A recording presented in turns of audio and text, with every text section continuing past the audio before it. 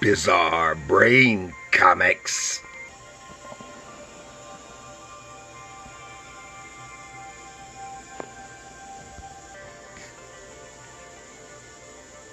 Hello, my comic book friends, and welcome to Bizarre Brain Comics. I am Gary, your host, and this time I'm going to have a comic book haul. This past weekend, I went to the what do they call it? The Wicked West Comic Expo. That was in Loveland, Colorado, just about 45 minutes north of me here. And walked around there, spent a few hours, got a few things. There's a few dealers, and the expo mostly features, most of the tables are various creators, some selling novels, and even the Harms Boys, who I did had an interview with here, who do children's books. They had a table there, and met some other people. Met somebody that I knew from way back when, and of course they had a few dealers, and I got a few items. This is just a first part here of that haul that I got. And these are, I think, all dollar comics.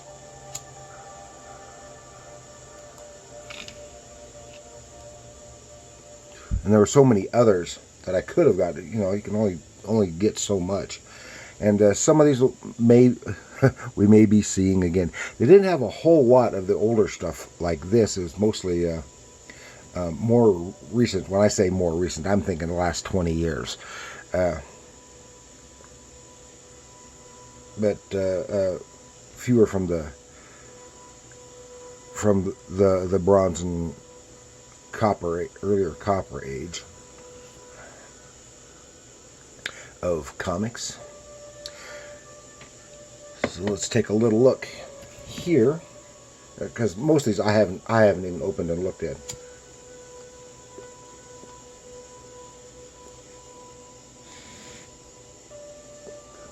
But this one here is Star Squadron.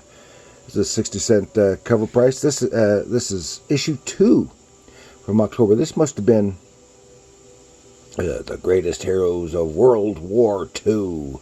This must have been, see, it has an ad here for Superman 2, so it must have been around 80 or 81. I've forgotten what year that came out. And of course, remember, this is before Crisis on Infinite Earths, so these are heroes from Earth 2. So that's the original Golden Age Hawkman you see there. Right there, Plastic Man doing his thing. What's his name? Liberty Bell, Johnny Quick, the original Atom, and original Robot Man. Let's see. Got some glare on that. See if you can see that better. Yeah, it's a little better. And of course, you can clearly see that they are fighting in the war, because they're all piled up on that, trying to take out that Stuka. It's a Junkers HU-72, known as Stuka dive bomber. And then there are more. It's like a whole squadron of them that they are trying to deal with. Ooh, well, that looks like it can be some good fun. And here we have Kazar, Lord of the Hidden Jungle, number 14. And he's fighting Claw. You're fighting out of your league against me, Jungle Man. Now I'll have your secret. And then the asterisk on the secret, and it says, or I'll have your life. And Asterix goes down to, and just wait till you find out exactly what that secret is. It says, in London, alone and unarmed, Kazar battles the sonic fury of Claw. I have a whole bunch of Kazars from various time periods. The more recent appearances that I have seen just don't even look interesting. I like it when they have him as a Tarzan type jungle guy. I like his stories best in the hidden jungle, in the Savage Land. But here he is in London. This cover is drawn by Rich Buckler with inks by Frank Giacoa.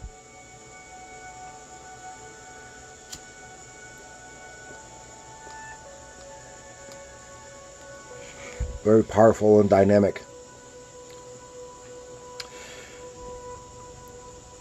But one of the problems that I always had with Kazar is that he's supposed to be a jungle man, right?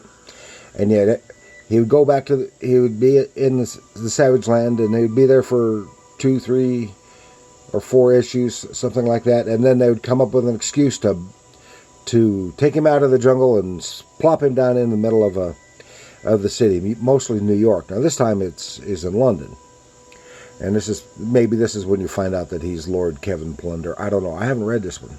That's one of the reasons I got it, is because it's one that I don't have. Often I would, in back issues, I would forego issues that didn't have him in the jungle. They're just always taking him out of the jungle. And I always thought the jungle stories were his best stories. Oh, and here's Superman. I remember this cover, but I don't think I ever had this book. The Replacement. And of course, this was from April 86, so it came out probably December of 85. This was just before...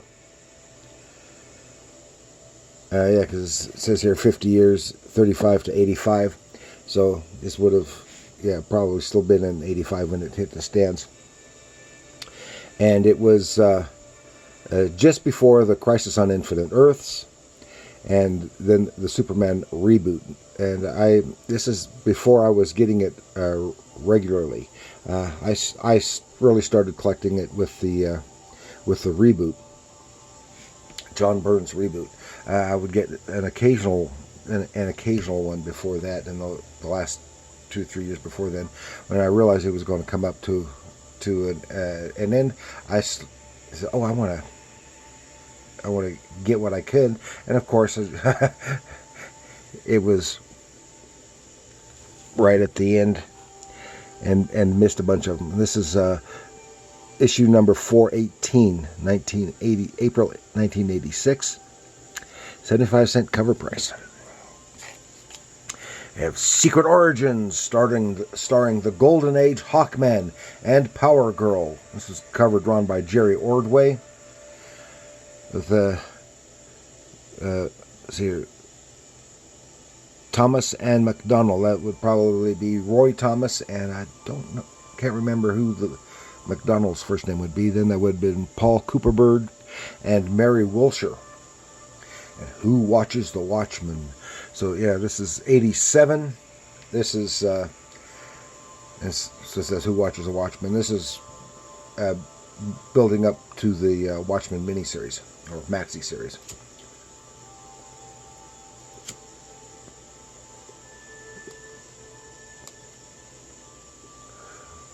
So, which origin of Power Girl would this be? Because she's had many of them. She's probably been retconned more than anybody. This is one without the boob window and her costume. That's the more popular version, although it is low cut. And then, of course, the Golden Age Hawkman. Here we have Teen Titans Spotlight, number 9. It's on the Changeling, Terror from the Doom Patrol's Past. And of course, you have the Doom Patrol Robot Man down here on the ground. I don't know who that big stony looking guy is, with Changeling here changing into a giant green gorilla, because gorillas always sell. This is from April '87. And remember, Changeling was originally one of the Doom Patrol. Not one of the original Doom Patrol, but he was on that. And then the same thing as number 10, Teen Titans Spotlight number 10 on Aqualad. And of course, this would have been the original Aqualad. What was his name? Gar? I've forgotten. And he much later became, what was his name? This has got Eric Larson art in it. Of Savage Dragon fame. I can't remember. He eventually became got a different Aqualad, and he became a different character. Tempest. I think that's who he is. Tempest? Is that right? I can't remember. He became a magical-based character. And then we have Marvel Comics Presents. Even though it has a tag there that says $3, it was just $1. Marvel Comics Presents a Wolverine. Of course, this is number 2. And this was a bi-weekly title in the late 80s, early 90s. I forgot just what time, what years it ran. And of course was an anthology with a bunch of continuing stories. Of course, this is just number 2. And I followed it for quite a while. I used to have this, but I don't have it anymore, but I do now. Great Wolverine cover. Looks like a John Byrne cover, with based on that mouth. Could be wrong though. With inks by Klaus Janson. It's hard to tell. It's just an extreme close-up like that. Then we have number 6. Marvel Comics Presents number 6. Still has Wolverine. I liked Wolverine in this era. I still like Wolverine, but I actually like him better without that costume. I like the period when he was just wearing that black costume and stuff. Here he is, this patch. So this is number 6, and has the Gray Hulk up there in the corner box. And then I like Batman 66. Night of the Harlequin. I like Batman 66. I only get it once in a while, and usually not as an individual floppy comic, but when they have some of the storylines and stuff reprinted in trade paperback, like when they had the crossover with the Green Hornet and what was the other one? Steed and Peel from the British TV series of the Avengers. Not to be confused with Marvel Comics Avengers. And some stuff like that. And here we have, got this one just because it's so rare. The only war comic, and it's not all exclusively war either. Our Fighting Forces, number 1. And this is covered by Joe Kubert. And I glanced at it, but I can't remember what year it was. It was when Obama was president, because it has the thing down here. The real life story of a U.S. Army Medal of Honor recipient. And they also have that tied in with Batman. I did look through it. It says, across the sky, over the mountains, in the desert, under the sea. And it has some superhero stuff mixed in with it. New, the Unknown Soldier returns. 8 action-packed adventures. Number 1. So this would have been, it was probably before Joe Kubert died, unless they reprinted an older illustration. And I would say probably, 2012, 2014, somewhere along in there maybe. I'd never seen it before, so I had to get it. It's a 100-page giant, reminiscent of those 100-page giants from the early 70s. And here's one that I hadn't seen before either. This is, I've forgotten when. This is digital content. This was probably about 2017, 16, 17, 18, somewhere along in there. Man-Thing #1, those who know fear. And one of the main reasons I got this is that is a kind of a cool. It's not dynamic, but it is a creepy cover. But one of the reasons I picked this one up, and this was the only one that they had in this run, is because it's written by R.L. Stine of Fear Street and Goosebumps fame. And of course, he's got a current horror book out. I suddenly can't remember the name of it, and it is definitely not a kid's horror.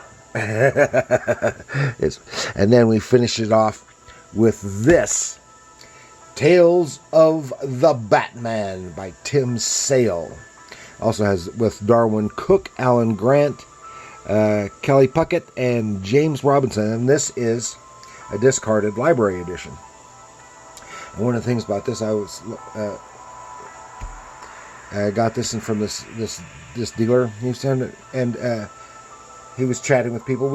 He chatted with me just a little bit too, and he was telling stories. He told me the story about not really much of a story, just a little bit about a story of he used to know Tim Sale, and the last time they went out to eat together shortly before Tim Sale passed away, and he was telling other people some other stories. I listened a little bit, and that was interesting.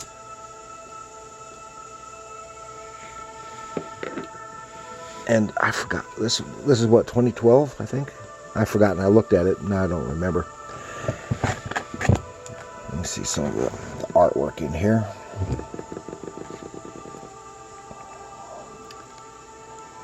Blades.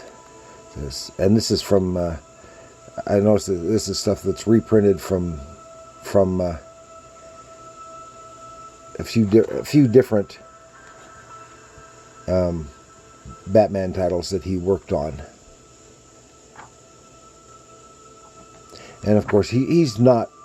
I mean, he's a good, very adequate artist. I wouldn't say anything bad about him or his artwork. It's just that it is not my preferred Batman artist. But my preferred Batman artist is dead. There are other still very, very fine and downright really good Batman artists and writers still out there. So that is the first part of this haul, and I have run a lot longer than I had intended to. And we'll see some more from this haul later. But please like, share, subscribe, and leave a comment. Are there any of these books that you'd like to see me do a deeper dive into? Because I definitely do some of these. A lot of fun reading here.